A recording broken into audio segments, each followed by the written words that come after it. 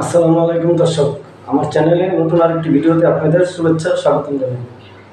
আমি আজকে পৃথিবীর শ্রেষ্ঠ মানব, শ্রেষ্ঠ রসুল, শ্রেষ্ঠ ইমামুল আম্বিয়া হযরত মুস্তাফা মুহাম্মদ রাসূলুল্লাহ সাল্লাল্লাহু আলাইহি সাল্লামের যে 10 জন সাহাবী জীবিত অবস্থায় আল্লাহ তাআলার তরফ থেকে জান্নাতের সুসংবাদ পেয়েছিলেন, আমি তাদের নিয়ে আলোচনা করব ইনশাআল্লাহ।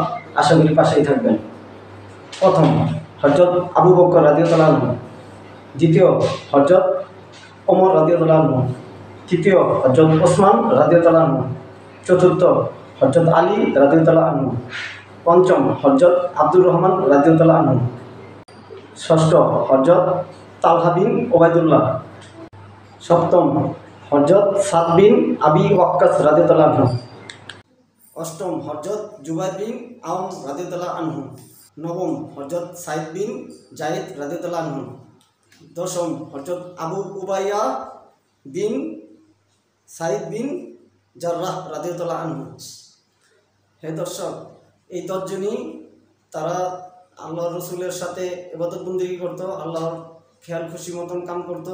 তাদের ইমান এত পরিপূর্ণ ছিল যে তারা জীবিত অবস্থায় আল্লাহ তাআলা রসুলের মাধ্যমে তাদেরকে জান্নাতের সুসংবাদ জানিয়ে দিয়েছিলেন। তাই দর্শক, আজকে এই পর্যন্তই। আশা করি পাশে থাকবেন, আমাকে সাবস্ক্রাইব করবেন, সাপোর্ট দিবেন, লাইক কমেন্টস করবেন ইনশাআল্লাহ। খুদা হাফেজ।